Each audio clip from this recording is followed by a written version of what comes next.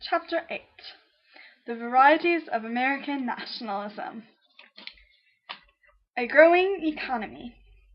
The War of 1812 leads to a need for a second national bank. The national bank will dominate state banks and tell them to issue only sound notes.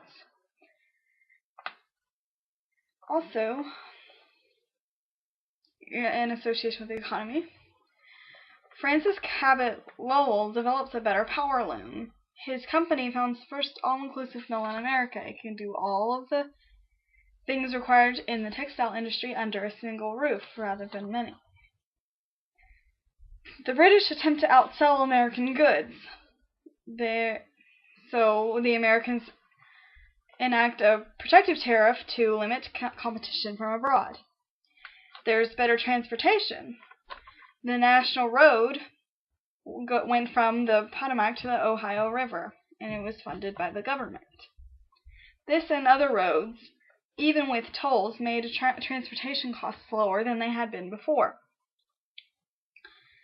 Steamboats made transportation upriver much easier and faster, and so they had ready access to markets at a less cost. James Madison vetoes Calhoun's Internal Improvements Bill. He believed Congress lacked the authority to fund roads, etc., without constitutional amendment. Expanding westward.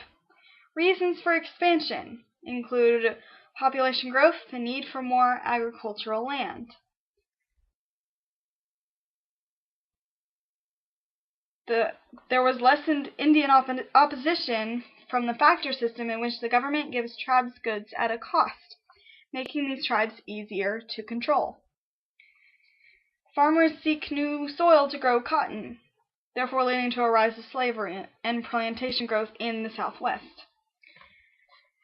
When Mexico gained independence from Spain, they opened trade with the U.S. Indian Mexican traders were overtaken by American merchants. However,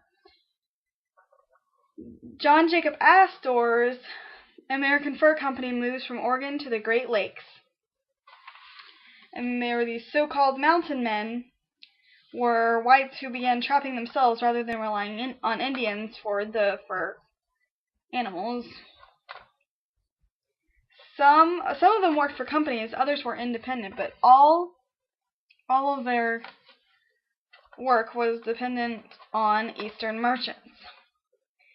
Many of them lived peacefully with the Indians and Mexicans, except that there were exceptions like Jedediah Smith. Stephen Long did an expedition of the Platte Rivers to chart the territory. In his expedition, he labeled the Great Plains as the Great American Desert, even though that wasn't true. Because it was labeled that, it discouraged settlement to the area. The era of good feelings. The Virginia dynasty was basically that all the presidents so far have been from Virginia. James Monroe was a Republican, overwhelmingly wins against the Federalist candidate. However, he's also from Virginia. Americans hoped factional divisions would end. Monroe included all kinds of people in his cabinet: Northerners and Southerners, Easterners and Westerners, Federalists and Republicans. He did a goodwill tour throughout the country, something no other president did, and he was re-elected without opposition.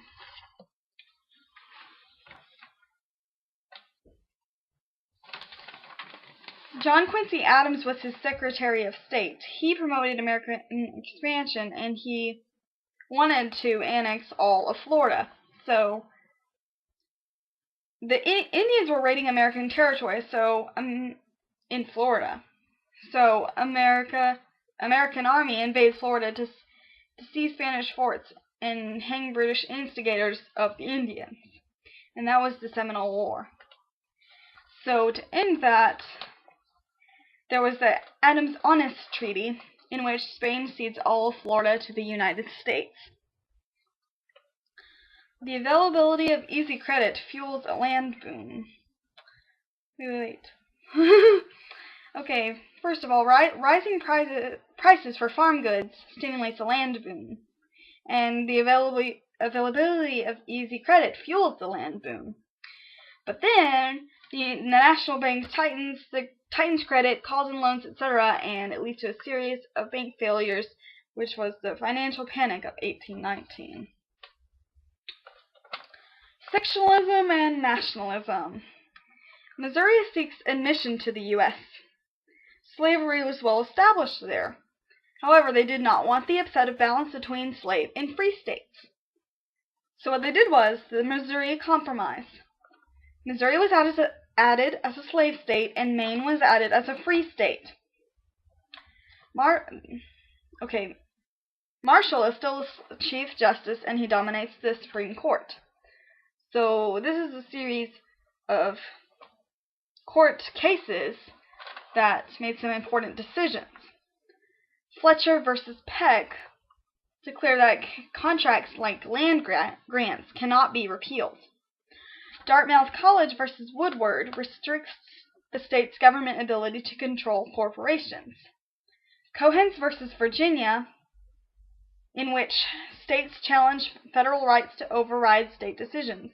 However, they do not succeed. McCulloch versus Maryland confirmed the implied powers of Congress by upholding the constitutionality of the Bank of the United States. Gibbons versus Ogden, the court strengthened Congress's power to regulate interstate commerce. The decisions of the Marshall Court established federal government, the power of the federal government over the states, and they increased federal role in promoting economic growth. Johnson versus McIntosh, in which the Indian tribes possess a basic right to land. Only federal government, not individual people, could take that land. Worcester versus Georgia. Only the federal government could regulate U.S. access to Indian land, rather than the state. Marshall decisions defined a place for Indian tribes within the U.S. political system. There was revolutions in Latin America. They were getting their independence. The U.S. shows favor to rebellious nations. So, the Monroe Doctrine is basically, don't interfere in our hemisphere, and we won't interfere with your European internal problems. Revival of opposition. Federalist Party disappears, so there's a Republicans versus the new opposition.